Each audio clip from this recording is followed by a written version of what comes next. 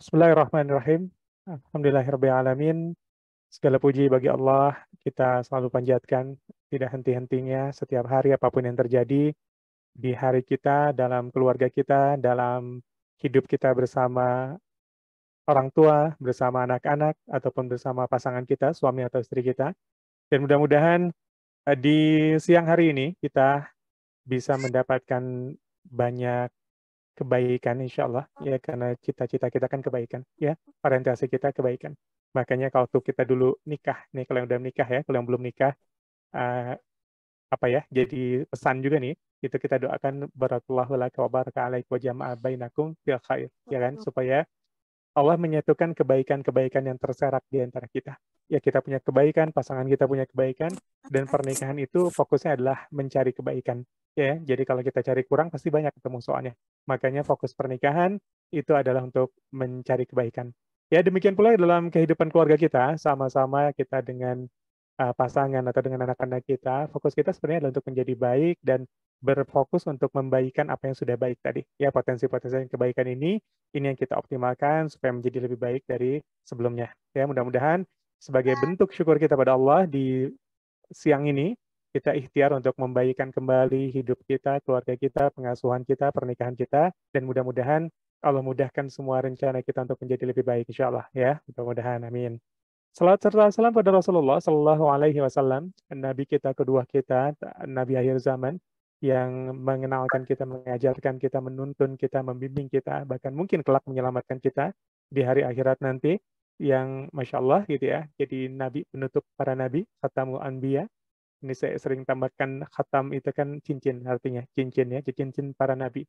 Ya, cincin tuh punya kebiasaan orang dulu, kalau selesai menulis surat itu dicap ya, dan capnya itu ada di cincin gitu ya, khatam gitu ya, khatam itu jadi cincin, jadi ada stempel ya, stempelnya itu di cincinnya Nabi dan kemudian ditempelkan di sana. Maka dan itu biasanya cap itu kan dipakai setelah kita menulis semua isi surat kita tulis, kemudian kita cap di akhirnya sebagai tanda penutup dari surat itu. Maka ini jadi tanda kalau Nabi itu adalah Rasul terakhir, Khatamul Anbiya, ya penutup para Nabi, dicap terakhir, nggak ada lanjutannya.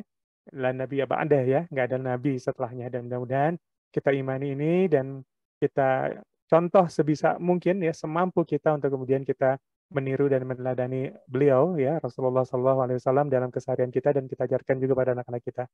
Ya insya Allah di 90 menit ke depan insya Allah sampai menjelang azan asar nanti ya insya Allah kita 90 menit ke depan kita ngobrol bareng, kita diskusi bareng, dan di hari ini kita bahas webinar series kali ini tentang konsep mendidik anak sesuai fitrah Islam ya. Kali ini kita bahas tentang parenting, dan di apa namanya di episode pertama ini kita menumbuhkan fitrah belajar dan bernalar anak ya. Kita akan bangun dulu konsepnya sebelum nanti kita beranjak pada fitrah-fitrah yang lainnya. Kita akan bangun dulu pempersamaan dasarnya dulu ya. Jadi pemahaman dasarnya dulu gitu ya, supaya kita sama-sama paham apa sih yang kita cita-citakan dari membangun atau mendidik anak ini yang sesuai fitrah kita nanti ya, yang sesuai fitrah umat manusia. Baik, saya akan langsung bisa dilihat slide-nya ya. Oke, saya klik dulu. Nah, ini. Ya, ketika kata fitrah sendiri kan di Quran sebenarnya yang jelas-jelas menyebut kata fitrah gitu ya, itu adalah ada di satu surat di Quran, surat Ar-Rum ayat 30. Di situ dikatakan auzubillahi minasyaitonirrajim fa'akim wajhaka lid-dini hanifah fitratallahi allati fataran nasa 'alaiha la tabdila li khalqillah, ya. Dan selanjutnya, maka hadapkan wajahmu fa'akim wajhaka lid-dini hanifah, pada agama Allah yang lurus, ya, pada agama Allah yang lurus, yang kemudian tetaplah atas fitrah Allah yang telah menciptakan manusia menurut fitrah itu. Ya, Allah yang menciptakan manusia menurut fitrah itu sendiri. Ya, Allah menyebut fitrah itu sendiri. Para ahli tafsir dan ulama mengatakan fitrah di sini maknanya banyak banget. Ya, fitrah di sini ada yang mengartikan sebagai tauhid, keesaan Allah.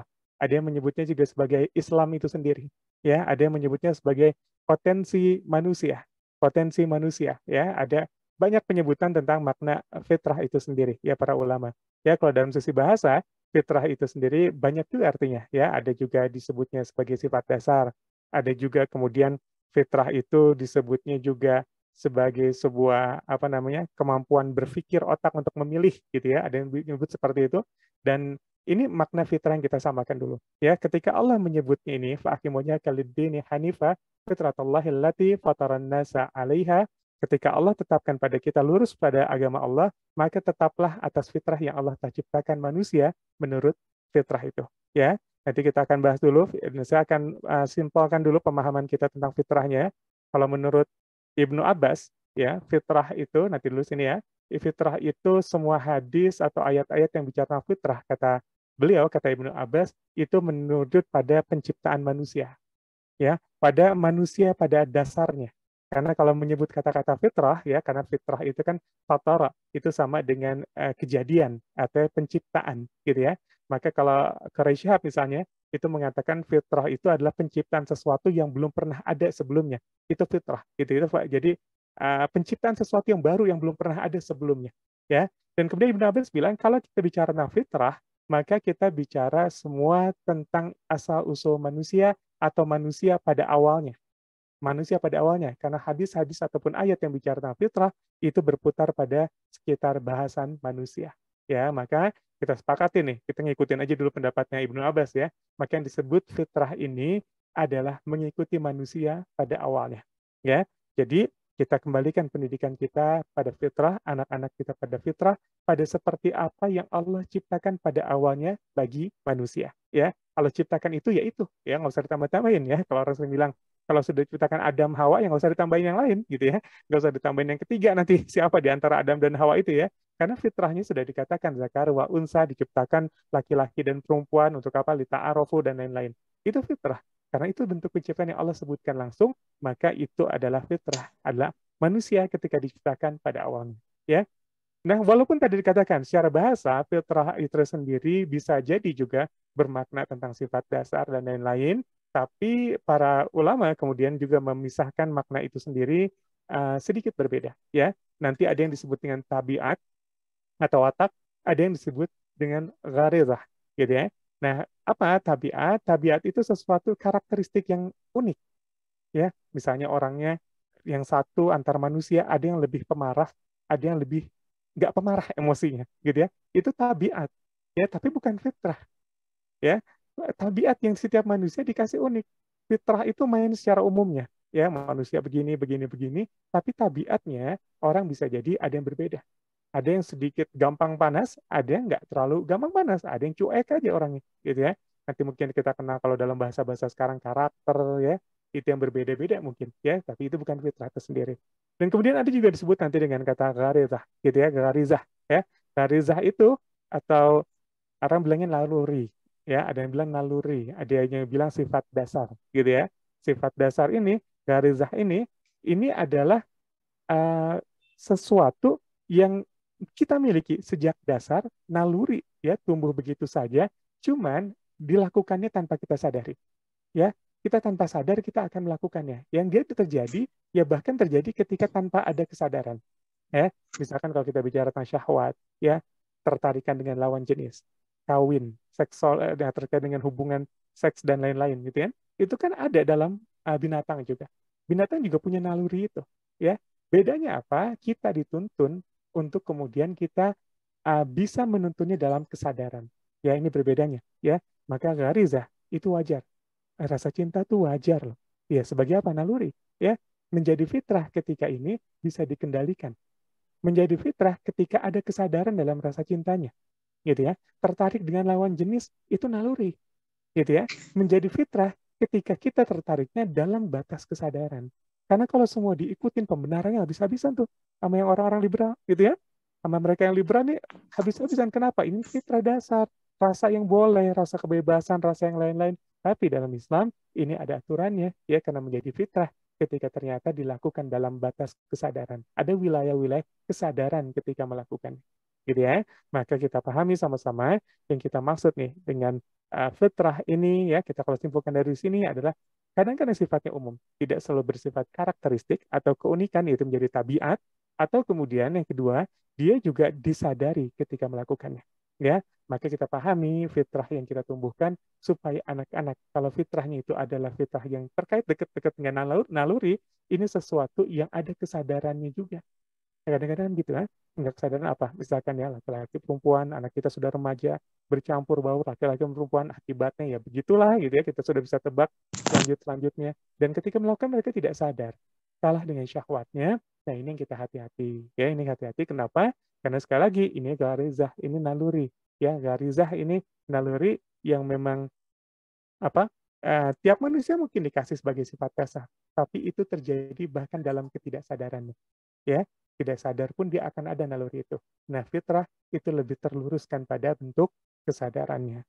Nah, saya lanjutkan dulu sebelum kita masuk ke ininya ya. Nah, dari sinilah nanti kita ketemu, karena ada juga fitrah ini dalam bentuk kesadarannya, maka salah satu fitrah yang kita harus munculkan itu adalah fitrah bernalar dan belajar bagi anak. Ya kan? Fitrah bernalar menggunakan akalnya dan belajar ya untuk anak, ini yang kita harus tumbuhkan pada anak-anak kita. Ya, ketika ayat yang pertama turun menyebutkan Iqra bismi rabbikal ladzi khalaq, ya, ada perintah untuk membaca, ini seakan-akan menjadi tuntunan buat kita kalau ternyata fitrah ini haruslah menggunakan akal. Ya, betapa banyak ayat-ayat Al-Quran mengajak kita untuk berpikir, ya, yakilun gitu ya, untuk kita berpikir, diajak oleh Allah untuk berpikir. Ini seakan-akan fitrah ini ada, karena Allah ajak untuk kita menggunakan fitrah ini. Allah ajak kita untuk berpikir, mengamati, berpikir. Ini harus kita munculkan dari anak-anak kita. Ya, maka kalau kita mau punya konsep mendidik gimana salah satu dengan fitrah, salah satu yang kita tumbuhkan, ayo kita tumbuhkan kemampuan anak-anak untuk memikirkan segala sesuatu. Ya, kemampuan akalnya untuk kita tingkatkan. Kemampuan berpikir, kemampuan intelijensia, kemampuan kognitif. Ini harus ditingkatkan ya anak-anak kita. Kenapa? Karena ini fitrahnya. Ya, karena fitrah ini membuat kita diajak untuk berpikir, mengamati, ya. Ada ulil albab, ya, udah ulil absar dan lain-lain. Ya, ulil absar ini ya. Ada nama orang nih ya di Indonesia ya. Ya, tapi banyak ya ahli-ahli gini, ya, yang disebut oleh Allah, ya, untuk kemudian apa? Menjadi golongan-golongan yang berpikir, ya, yang bijak dan yang lain-lain. Artinya apa? Diajak untuk menggunakan kemampuan nalar dan kemampuan untuk berpikir. Ini kita tumbuhkan ya. Ini yang kita bahas di hari ini. Insya Allah kita akan bahas tentang fitrah bernalar dan kemudian belajar anak. Ya, lebih spesifik, saya spesifikkan bernalar dan belajarnya ini pada perkembangan akalnya nanti ya. Oke. Akal menurut Imam Al-Ghazali ya. Apa sih akal itu? Menurut Imam Al-Ghazali, ya, akal itu ada sebutan pembeda untuk hewan dan manusia. Ya, ini disebutkan. Inna syarrad dawaba indallahi summa bukmul ladzina la ya'qilun. Sesungguhnya binatang atau makhluk yang seburuk-buruknya pada sisi Allah adalah orang-orang yang peka, yang maksudnya dan tuli, apa buta gitu ya, tidak bisa melihat dan tuli, yang tidak mengerti apa-apa. Ya, la ya'qilun, yang tidak menggunakan akarnya, yang tidak mengerti apa-apa. Ayat ini sebenarnya adalah menunjuk pada orang-orang Quraisy, orang-orang musyrik ya, orang-orang musyrik yang itu mereka dianggap disamakan dengan binatang karena mereka tidak menggunakan apa ya, tidak menggunakan akalnya untuk berpikir. Jadi seperti orang yang buta dan orang yang tuli, ya. Dan ini disamakan sama Allah seperti binatang yang seburuk-buruknya, ya. Jadi seakan-akan menggambarkan akal ini adalah pembeda antara kita dan binatang. Seperti bedanya kita dengan orang-orang yang nggak yang musyrik gitu ya, yang nggak mentauhidkan Allah. Bedanya apa? Bedanya adalah mereka nggak gunakan akal. Ya sama dengan binatang dan kita. Maka pembeda antara manusia dan hewan itu adalah di akalnya. Ya, kita dengan hewan bedanya di akal. Tadi saya katakan kalau naluri sifat dasar, hewan juga punya. Hewan juga pengen kawin, hewan juga pengen berpasangan, hewan juga pengen rasa aman, hewan juga pengen dilindungi. Ya, sama dengan kita kadang pengen dilindungin, pengen rasa aman, pengen ada pasangan, pengen ada jodoh, pengen dinikahin, ya kan? Pengen melahirkan keturunan, pengen melestarikan keturunannya. Ya, itu insting. Hewan punya, kita punya. Bedanya apa? Ada kesadarannya tadi, yang disebut dengan fitrahnya tadi. Ya, ada fitrahnya tadi. Ini yang membedakan. Ya, akal ini bedanya apa? Ya, ini akal itu apa? Berarti Imam Ghazali, akal adalah sebutan pembeda antara hewan dan manusia. Hewan dan manusia dibedakan dengan kemampuan dia atau kemauan dia untuk mengerti sesuatu. Ya, maka cinta buat kita biar nggak sama dengan hewan, ya, karena hewan juga butuh berpasangan. Kita juga butuh berpasangan, tapi kita harus mengakali harus memikirkan, harus mengerti berpasangan itu konsepnya apa dalam Islam. Ya kan? Kita harus mau coba mengerti. Ketika ini terjadi, hewan juga suka dengan lawan jenis. Kita juga suka dengan lawan jenis. Kita juga butuh pasangan. Maka bedanya apa? Kita menggunakan akal kita untuk kemudian supaya tidak termasuk layak kilun. Orang-orang nggak ngerti apa-apa. Dia menikah, dia bilang cinta, tapi dia nggak ngerti cinta. Dia jadi suami, dia jadi ayah, tapi dia nggak ngerti perannya apa, tugasnya apa, kewajibannya apa, haknya apa. Dia jadi ibu, dia jadi istri, tapi nggak tahu. Dia jadi orang tua juga nggak tahu. Gitu ya. Nah, kita diminta untuk apa? Untuk kemudian mengerti tentang apa sih perannya. Yang itu sifatnya dekat-dekat dengan insting-insting kita. Supaya nggak jadi binatang. Gitu ya. Itu yang kita harus pahami karena kita binatang juga butuh makan. Kita juga butuh makan. Ya, bedanya apa? Pengertian kita tentang makan. Bukan semata tentang proses mekanisme biologis yang terjadi dalam tubuh kita, ya masuk diubah jadi apa gitu ya, diubah apa yang dibuang apa yang bukan sekedar itu, tapi memaknai makanan itu sendiri. Itu yang berbeda. Bahkan tata caranya, bahkan adabnya, ini membedakan kita dengan binatang. Ya, lanjut. Yang kedua adalah ilmu yang didapat dari pengalaman. Apa yang disebut akal? Kalau kata Imam Al-Ghazali, adalah ilmu yang didapat dari pengalaman. Afalam yasiru fil ard fatakunu lahum qulubu ya'qiluna biha au adhanun yasma'una biha. Maka apakah mereka tidak berjalan di muka bumi? Lalu mereka mempunyai hati yang dengan itu mereka dapat memahami atau mempunyai telinga yang dengan itu mereka dapat mendengar, ya. Ini sebuah perintah Allah ya, bahkan sindiran juga bahkan ya. Untuk kita kemudian kita diminta untuk berjalan ke bumi, lalu masa kita nggak belajar sih dari perjalanan itu? Ya, pengalaman itu akan mengajarkan kita banyak ilmu. Maka salah satu cara untuk menumbuhkan kemampuan akal pada diri kita, pada anak-anak kita, adalah memperkaya pengalamannya. Ya, jadi anak yang kaya pengalaman, sebagaimana orang tuanya harus kaya pengalaman. Karena dari orang tua yang banyak pengalaman, dari orang tua yang kaya pengalaman, anak bisa belajar banyak hal. Tapi dari orang tua yang nggak punya banyak pengalaman hidup, yang hidupnya ke kotak gitu-gitu aja, yang wawasannya nggak cukup banyak, anak mau belajar apa? Dari orang tua yang tidak banyak pengalaman hidupnya. Ya kan? Maka tuntutan ini pada kita, ayo kita juga banyak belajar, banyak berjalan, banyak keluar, banyak merantau kalau itu diperlukan. Supaya apa? Supaya kita banyak belajar tentang perjalanan hidup. Dan ajak anak kita, ini sebutnya juga learning by doing gitu ya. Banyak melakukan sesuatu, banyak mengalami peristiwa sedih, sedih, suka, apa ya, senang, sempit ataupun lapang, bahagia ataupun tangisan, itu ketika dialami bersilih berganti oleh kita, oleh anak kita. Tapi kita bisa ajarkan ini, bisa kita mengertikan mereka, sampaikan pengertian ini beda ya. Ini akan menjadi sebuah pengalaman mereka yang menumbuhkan ilmu yang disebut dengan akal.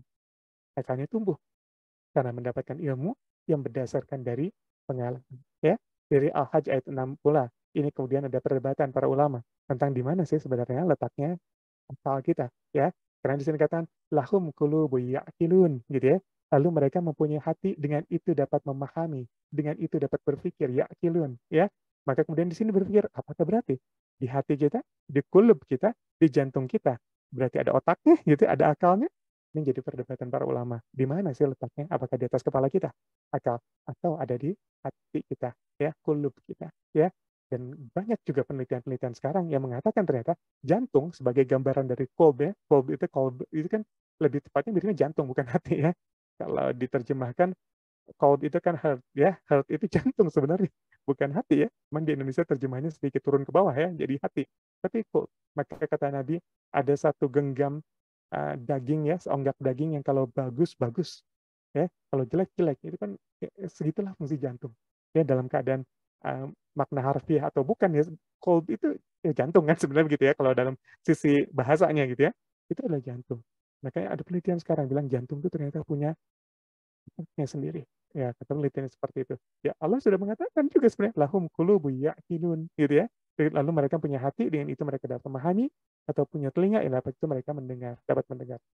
Ya, dari sini kemudian para ulama ada juga berpendapat ada dua akal kita, satu yang ada di atas, yang satu ada di bawah, ya, yang satu di atas kepala kita, yang satu ada di jantung kita, ya.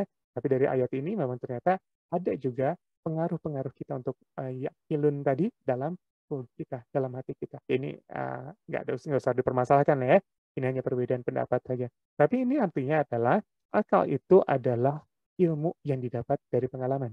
Maka kalau kita akan menumbuhkan kemampuan akal kita, anak kita, ataupun kita sendiri, atau kemampuan akal anak kita ataupun kita, kemampuan bernalarnya, maka salah satu yang harus kita jalani adalah pengalaman hidup. Ya, semakin banyak pengalaman. Ya, dan pengalaman dapatnya di mana? Paling mudah pengalaman itu didapatkan dari perjalanan, traveling, bahasa anak sekarang. Ya kan? Semakin kita mengalami banyak perjalanan, semakin banyak kita akan mengalami dan mempelajari banyak hal, dan semakin kaya kemampuan akal kita. Itu juga harus dipelajari oleh anak-anak kita.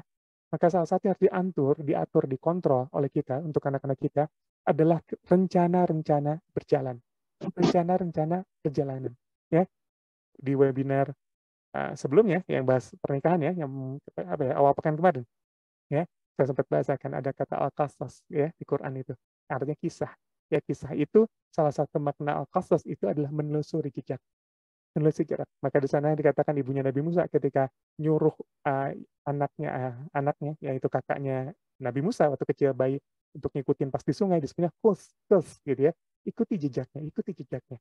Karena setiap perjalanan yang kita ikuti jejaknya, langkahnya kita turutin, itu akan selalu banyak pelajaran, itu akan memperkaya kita, itu akan memperkaya anak kita, dan itu akan menumbuhkan akalnya. Kemampuan bernalar. Ya, ini penting untuk kita pelajarin sekarang. Ya, apa sih akal? Yang kedua tadi, ilmu yang didapat dari pengalaman. Itu disebut dengan akal, kata Imam Al-Ghazali. Yang ketiga,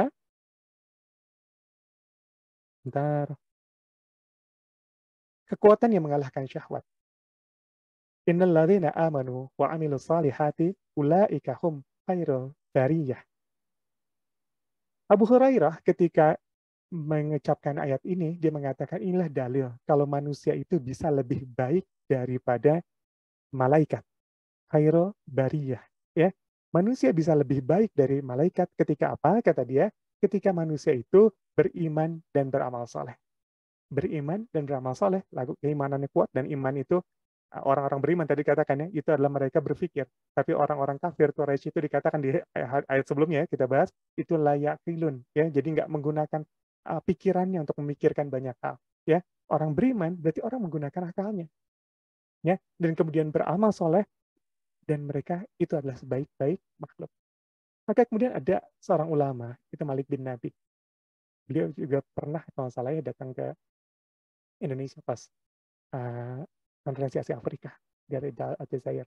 Beliau bilang gini, Malik bin Nabi pernah bilang, ada 3 makhluk yang muncul dengan kekuatannya masing-masing lah ya. Nah, dikatakan yang pertama adalah malaikat. Malaikat itu Allah berikan akal, tapi tidak Allah berikan syahwat. Maka kita akan temukan ketaatan luar biasa pada malaikat. Yang kedua ada hewan, yang Allah berikan syahwat, tapi tidak kemudian Allah berikan akal. Ya, tapi ada yang ketiga, itu manusia, itu adalah orang yang Allah berikan syahwat, yang di saat yang sama Allah berikan akal juga. Maka kata beliau, kalau ada seorang manusia bisa menggunakan akalnya untuk mengalahkan syahwatnya, maka dia akan ada dalam posisi lebih tinggi daripada malaikat. Sedangkan kalau ada manusia yang akalnya dikalahkan oleh syahwatnya, maka dia lebih rendah dari binatang. Dan kebanyakan manusia itu memang beradu seimbang antara syahwat dan akalnya. Kadang saling mengalahkan. Itu yang terjadi secara umumnya, kata beliau. Ya, dari sini kita bisa pelajari, kalau ternyata akal itu bisa kita pergunakan untuk mengalahkan syahwat. Maka menurut Imam Al-Ghazali, akal adalah kekuatan yang dapat, kekuatan besar. Yang bisa mengalahkan syahwat kita.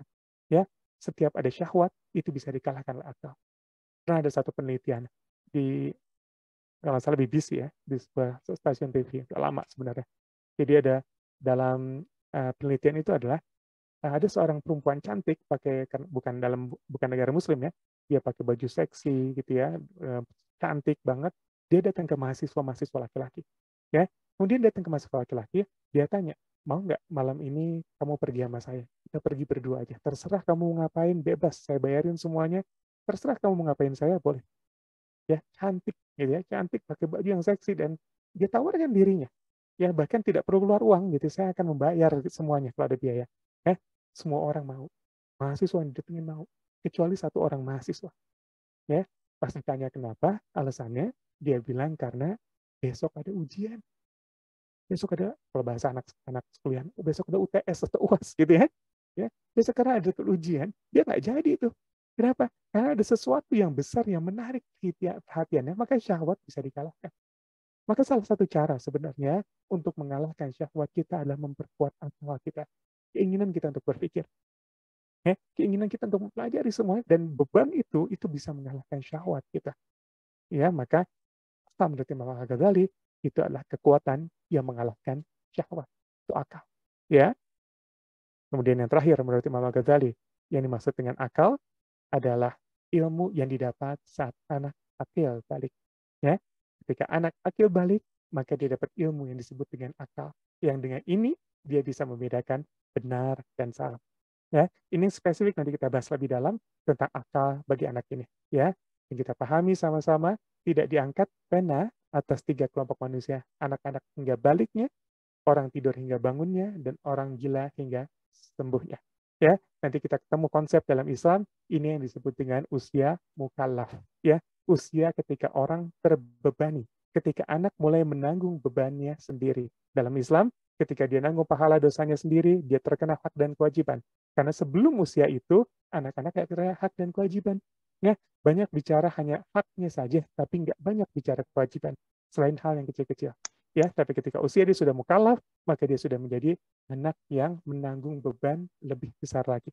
Ya, ya di sana nanti kita kenalkan ada ayat-ayat yang bicara la yukallifullahu nafsan, ya, dan kami tidak membebani engkau. Dan siapa yang terbebani tadi? Ya itu tadi. Ya, orang-orang yang sudah mukallaf tadi, karena anak-anak tidak terbebani oleh syariat sebelumnya.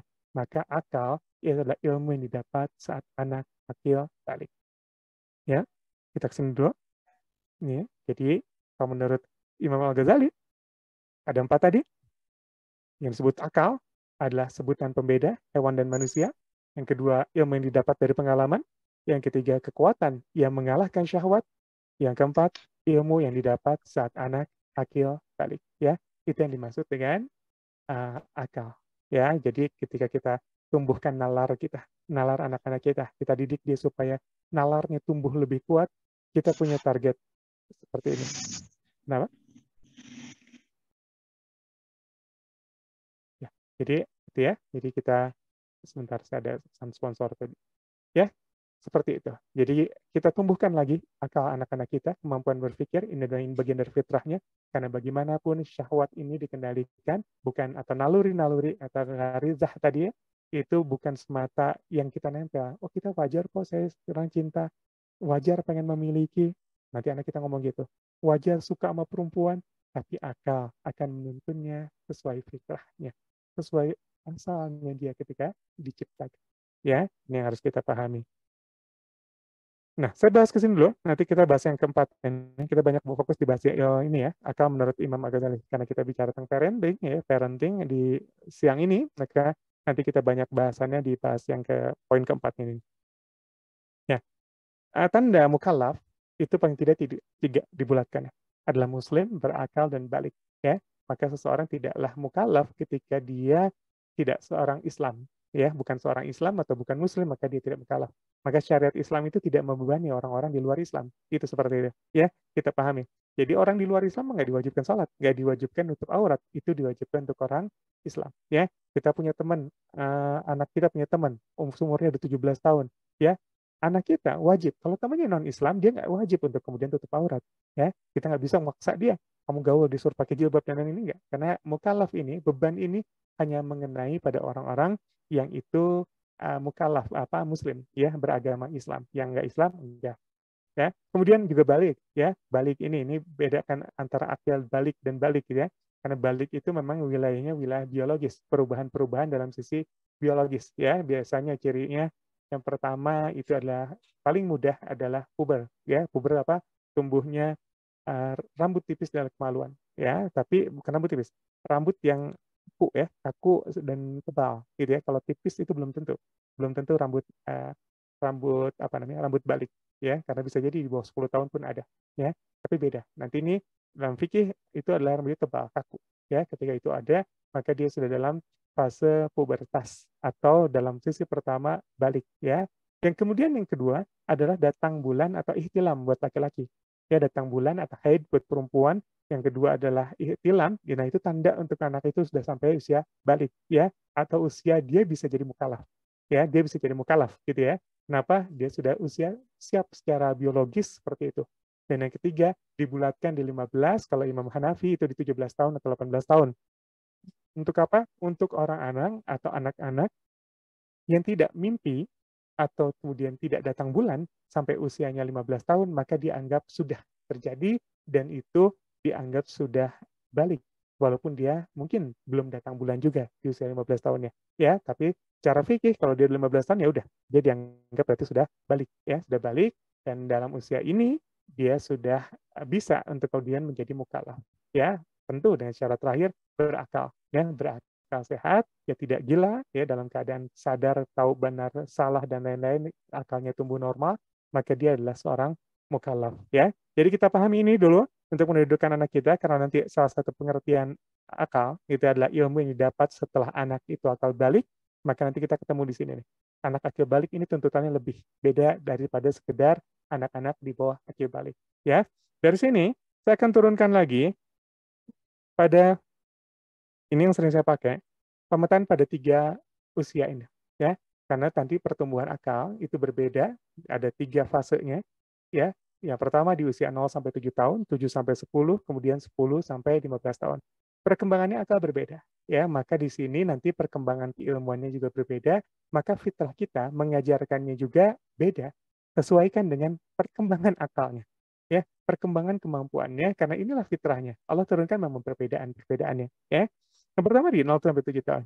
Di usia 0 sampai 7 tahun, ini anak-anak kalau dalam bahasa mudanya adalah apa ya, muk mumayyiz ya, pra-mumayyiz ya, sebelum 7 tahun. Kalau 7 tahun itu mumayyiz, sebenarnya pra-mumayyiz.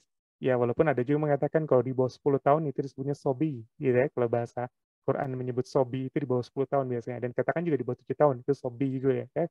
Selain panggilan ghulam, walad, dan lain-lain sebagai gambaran anak kecil, atau bahkan di An-Nisa digambarkan al-zakar, itu juga ada sebagai penggambaran untuk anak laki-laki kecil. Ya, itu juga banyak penggambarannya. Nanti kalau dewasa kan mirip, jauh nggak dari kata rijal, itu kan menggambarkan sebagai seseorang anak yang lebih dewasa, gitu ya.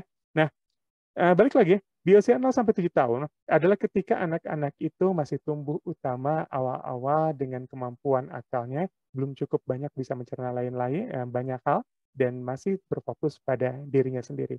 Egosentrisnya kuat dan lama-lama baru berkurang. Maka pembelajaran paling kuat buat anak-anak kita di sini, di usia 0-7 tahun, kalau kita bicara tentang, ini anak 0-7 tahun, belajarnya apa sih? Kemampuan apa yang sudah muncul dari dirinya, gitu ya. Kita pahami juga di sini anak-anak belum tumbuh terlalu banyak, masih sangat-sangat kemampuan dasar. Sebab akibat bahkan belum cukup untuk terbentuk kuat pada anak, apalagi kata dan bahasa. Ya, jadi memang belajar anak 0 sampai 7 tahun yang paling kuat bicara tentang peniruan. Ya, maka di Islam tidak disanjurkan macam-macam. Diajarin sholat, kata siapa? Ya, Nabi bilang, kenapa? Ya, oke, sebentar ya. Jadi di Islam, perintah sholat itu buat orang tua diwajibkan ketika umur berapa? 7 tahun. Ya, kata Nabi, perintahkan anakmu sholat ketika dia usia 7 tahun. Ya, kalau sebelum 7 tahun, anak itu nggak wajib untuk sholat. Nggak wajib untuk diperintahkan sholat, maaf. Ya, perintahkan sholat wajib ketika bagi orang tua. Yang jadi yang wajib siapa? Bukan anak yang sholat. Tapi orang tuanya wajib memerintahkan anak sholat ketika usianya 7 tahun. Nah, kalau belum 7 tahun, itu nggak wajib. Ya, tapi anaknya sudah mumayyiz. Nah, yang tadi batasannya 7 sampai 10 tahun, yang kedua itu adalah batas mumayyiz. Batas akal anak itu tumbuh berkembang. Kemampuan bahasa tumbuh berkembang, maka anak-anak mulai belajar bisa disiplin. Kenapa? Bahasa tumbuh lebih sempurna. Ya, maka kita temukan anak-anak kita yang di bawah 7 tahun, itu kan ada kesulitan dalam mengungkapkan banyak hal. Ketika dia ngomong sama kita, pengen mengalami sesuatu, merasakan sesuatu, ngomongnya tabaliat, kalau bahasa orang Sunda, ya, campur aduk, dan bahkan bingung ketika dia bicara. Tapi 7 tahun lebih matang dalam kemampuan bahasa. Karena mereka lebih mampu dalam bahasa, maka mulailah perintah itu bisa diterima. Dan kalau kata perintah, itu selalu dekat dengan kata disiplin. Maka kapan kita mulai belajar disiplin? 7 tahun. Ya, kenapa? Anak kita sudah mumayyiz. Mumayyiz itu apa? Akalnya sudah bisa membedakan baik buruk dan benar salah, gitu kan? Apa sih tanda-tanda umumnya mumayyiz? Mudahnya saya sering sampaikan. Mumayyiz itu tanda-tanda umumnya adalah tahu, pertama, dia tahu kanan dan kiri. Kita tanya nih, kanan mana, kiri mana? Tahu mumayyiz. Ya. Kedua, dia bisa pakai baju sendiri. Dia bisa pakai baju sendiri. Tiga, dia bisa makan sendiri. Dia bisa nyuap sendiri, gerakan tangannya sendiri, masuk ke mulutnya sendiri, ya. Yang keempat, dia bisa taharah sendiri. Ya, dia bisa sucikan. diri sendiri setelah ceboknya. Kalau habis buang air kecil atau buang air besar, dia cebok, dia bersihkan, maka dia memayis. Maka usia-usia ini usia siap sekolah. Ya, maka di zaman Abbasiyah dulu, patokan anak sekolah itu dia usia 7 tahun.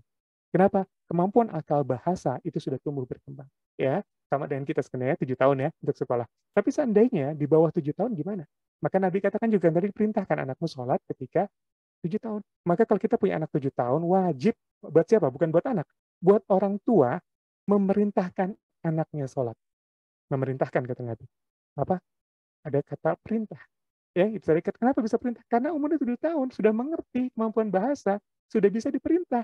Maka kalau mau ngajarin disiplin itu 7 tahun, perintah aja banyak-banyak. Ya, kenapa? Memang waktunya diperintah anak itu. Ya, belum dia yang wajib itu orang tuanya. Tapi seandainya tanda-tanda memayis ini, dia bisa bedakan kanan kiri, dia bisa cebok sendiri, pakai baju sendiri, makan sendiri gitu ya.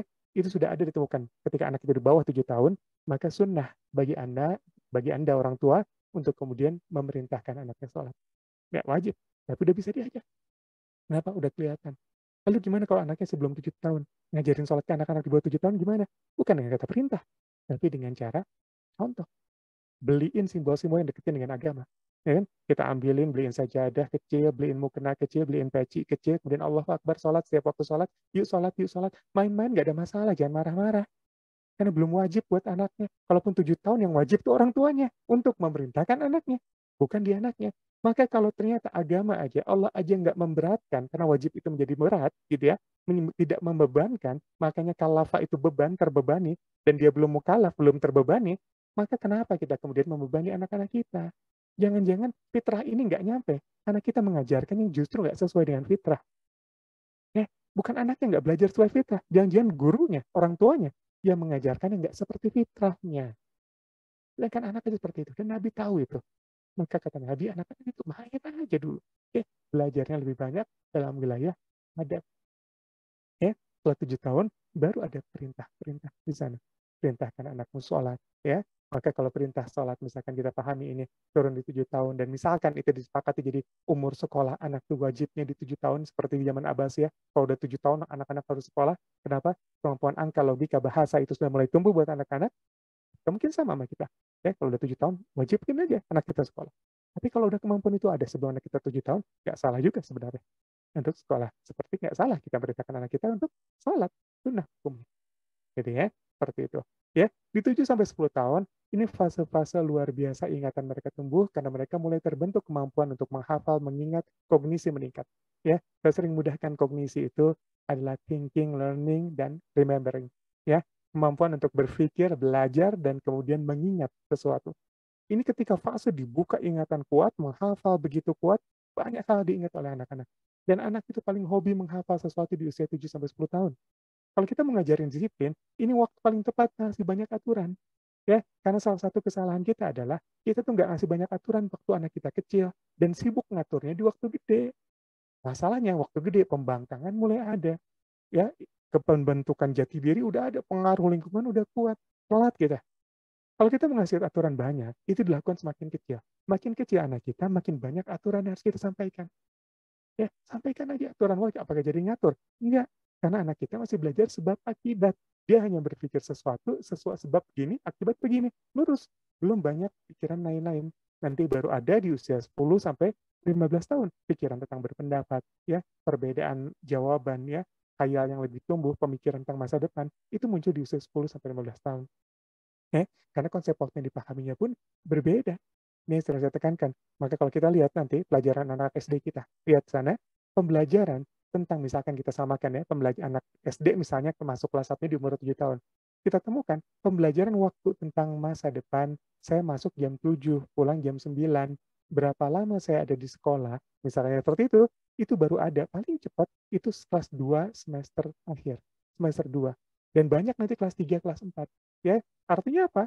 Banyak diajarkan ketika usianya 10 tahun atau 9 tahun ke atas. Karena memang konsep waktu saja dipelajari bertahap buat anak-anak. Ya, mereka pahami sekarang adalah konsep waktu adalah sekarang dulu, hari ini dulu. Maka kalau kita beliin mainan waktu kecil 0 sampai 7 tahun, kalau kita beliin mainan apa-apa, dia habiskan mainan itu sampai malam, seakan-akan nggak ada esok hari. Karena waktu dalam mereka adalah dunianya saat ini. Ekosentris, kuat, gitu ya. Tapi bertahap, Anak itu akan belajar ke masa lalu dulu, apa yang terjadi kemarin. Maka cara ngingetin anak paling kuat adalah, kalau kemarin begini, kamu kehujanan-hujanan, sekarang kamu pilek, ya kan? Pas dia mau hujan-hujanan lagi, nanti kamu pilek lagi. Kemarin kamu hujan-hujanan, terus kamu pilek. Ya, kebentuk konsep masa lalunya, ya. Dan nanti bicara cita-cita tema dia di pelajaran SD, baru kelas 4 ke atas tuh. Ada pembelajaran buku-buku dalam tematiknya itu bicara tentang cita-cita. Kenapa? Karena mulai terbangun fokus tentang konsep masa depan. Di 10 tahun ke atas, anak-anak mulai bicara tentang masa depan. Akalnya itu mulai berpikir tentang masa depan. Udah mulai mengerti tentang konsep masa depan. Nah, 7 sampai 10 konsepnya masih sebab akibat, sudah mengerti dasarnya tapi masih simpel. Maka kita kalau nyuruh sholat di usia 7 sampai 10 cenderung tidak banyak penolakan macam-macam. Kalaupun dia menolak, alasannya biasanya itu aja. Nggak kreatif cari alasan. Kenapa nggak ini? Ini besoknya ditanya bisa jadi alasannya sama. Karena nggak kreatif cari alasan. Ya, tapi di usia 10 tahun ke atas buat perempuan atau 12-13 tahun buat laki-laki, ya usia ihtilam atau datang bulan yang mereka masuk dalam mukallafnya, ya secara umum umurnya seperti itu kan cenderung mereka udah punya banyak alasan. Kenapa? Karena kemampuan berpikirnya sudah lengkap, ya, operasional, formal kalau bahasa konkret ya, kalau bahasa Piaget itu, operasional konkret. Jadi udah mulai berpikir ada banyak kemungkinan dari satu hal. Maka di situ mulailah mereka jadi kritikus lingkungan, termasuk kritikus orang tuanya. Ya, hobi mengkritisi. Kenapa sudah terbentuk pikiran tuh lebih banyak pada anak-anak kita. Ini kita harus pahami. Ya, makanya kalau kita pahami tadi, yang disebut akal ilmu yang didapatkan setelah anak-anak itu mukallaf, atau anak-anak itu setelah usia balik, gitu ya. Anak usia balik itu akal balik mereka, itu yang disebut akal. Maka nanti poin paling banyak nanti di sini nih kita bicara tentang akal anak-anak. Fuad nanti ya, kita bahas lagi di ayat selanjutnya. Ya, lalu 0 sampai 7 tahun, 7 sampai 10 tahun, 10 sampai 5 tahun, ini tahapan-tahapannya. Ya, kalau dalam misalkan fikih, ya ada sebutan-sebutan dalam Quran, misalkan untuk memberi atau dalam fikih untuk membatasi-batasi atau memberi pemahaman kalau umur itu memang bisa jadi satu patokan dalam perkembangan diri manusia. Ya, misalkan dalam fikih, ketika anak itu berpisah, suami bukan berpisah, ibu bapaknya berpisah, suami istri berpisah, kemudian meninggalkan anak, ya kan? Itu kan sebenarnya hak asuhnya kemana sih hadonahnya gitu ya? Hadonahnya itu kan ke ibunya, ya kecuali ada beberapa hal, misalkan ibunya sudah nikah lagi, atau ibunya tidak layak, atau ibunya pindah agama dari Islam, maka hak asuhnya bisa diambil ke bapaknya. Tapi secara umum anak di bawah 7 tahun itu kan ada di ibunya. Ya kenapa? Karena ibunya diharapkan lebih bisa memberikan kasih sayang. Ya, tapi ketika umurnya 7 tahun, anak itu dikasih pilihan untuk kemudian boleh ikut sama siapa. Kalau dalam fikih Islam klasik, ya. Tapi kalau dalam undang-undang kita itu di 12 tahun. Ya, di 12 tahun untuk kemudian anak pilih. Mungkin karena beda ya anak 7 tahun sekarang sama 7 tahun zaman dulu beda gitu ya. Mungkin levelnya sama 12 tahun, mungkin seperti itu ya. Tapi di kita bisa memilih di usia 12 tahun. Dia bisa ikut memilih siapa. Artinya apa? Patokan-patokan usia ini kemudian juga ada. Ada dan itu jadi patokan awal. Oh, kenapa bisa? Karena memang ada perkembangan di usia-usia seperti itu. Ya, kemudian kita lihat lagi, ya, ada dalam An-Nisa ayat 7. Itu ketika menyebutkan uh, anak-anak yatim ya boleh nikah yang mewarisi sesuatu yang sudah memiliki hak warisnya dikasihkan hak warisnya dan dia nyebut-nyebutin kata balagon nikah rushd rushd gitu ya. Itu dikatakan ketika anak-anak perempuan itu sampai usia balagon nikah, usia balik yang siap untuk menikah. Ya, disinilah usia target-target. Di usia 10 sampai 15 tahun, salah satu target kita adalah mereka memang siap untuk menjalani peran-peran sebagai seorang yang kelak akan siap untuk menikah. Bahkan tuntaskan ketika ini 10 sampai 15 tahun. Fikih munakahat ini harusnya dipelajari anak 10 sampai 15 tahun, mentok 17 lah kalau kita melihat Imam Hanafi tadi. Mereka sudah menguasai dulu ilmu dasarnya.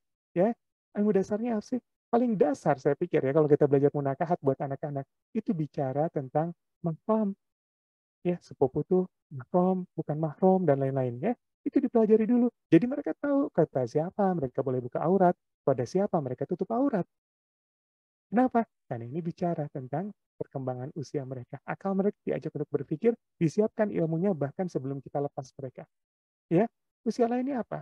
Usia balaghah nikah ini juga menyimbolkan kalau orang itu usianya sudah siap nikah, berarti juga siap menanggung beban atau dalam ayat yang lain disebutnya dengan kata dalam hadis ya, disebutnya dengan kata ba'ah, ya, ba'ah kemampuan menanggung beban. Buat siapa? Buat laki-laki. Maka kecerdasan finansial, kemampuan finansial atau mencari uang itu juga harus kita siapkan pada anak, terutama anak laki-laki. Anak perempuan di Anissa tadi pesannya rush. Ya, rushd itu apa? Ahli tafsir bilang ini adalah kemampuan mengelola keuangan. Mengelola keuangan disebutkan. Ya, lihat lagi dalam As-Saffat ayat 102. Ketika Nabi Ibrahim ngajak bicara Nabi Ismail, ya, ketika bertanya tentang mimpinya itu, ini kan populer dan jadi menyejarah karena kasus kurban, apa kisah kurban ya, itu kan ada di surat ini, gitu ya. Itu dikisahkan ya ketika di sana di As-Saffat itu ketika Nabi Ibrahim bicara pada Ismail dan dikatakan berapa usianya Ismail?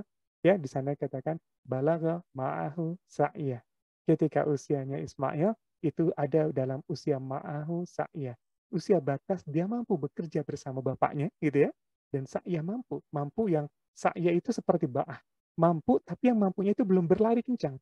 Masih lari pelan-pelan tapi sudah ikut berlari ya usia-usia matang dan bisa untuk bekerja. Ya, maka ahli tafsir yang mengatakan umur sekitar 12-13 tahun nih. Ya, ini usia juga 12-13 tahun Nabi mulai diajak untuk dagang keluar. Nah, itu anak laki-laki. Ya, kenapa? Karena kemampuan berpikir tentang ekonominya, kemampuan tentang berhitungnya, kemampuan tentang finansialnya, eh, apa? Kecerdasan finansialnya ini harus dimiliki oleh anak laki-laki juga di usia-usia seperti itu. Karena dia akan menanggung beban menafkahi. Dan dikatakan juga sa'ya, ya, adalah mampu bekerja tapi memang belum lari kencang banget. Masih masih belum kencang tapi sudah berlari. Sudah ikut berlari, ma'ahu bersama bapaknya. Ini menggambarkan juga pada kita kalau ternyata kita punya pekerjaan di usia-usia anak kita 10 tahun ke atas, nggak ada masalah. Beban ini dibagi kok. Nggak ada masalah anak kita kemudian mengerti persoalan orang tua, ya bertahap ya, tapi sudah bisa mengerti persoalan dari orang tua. Ya, balagha ma'ahu sa'iyah.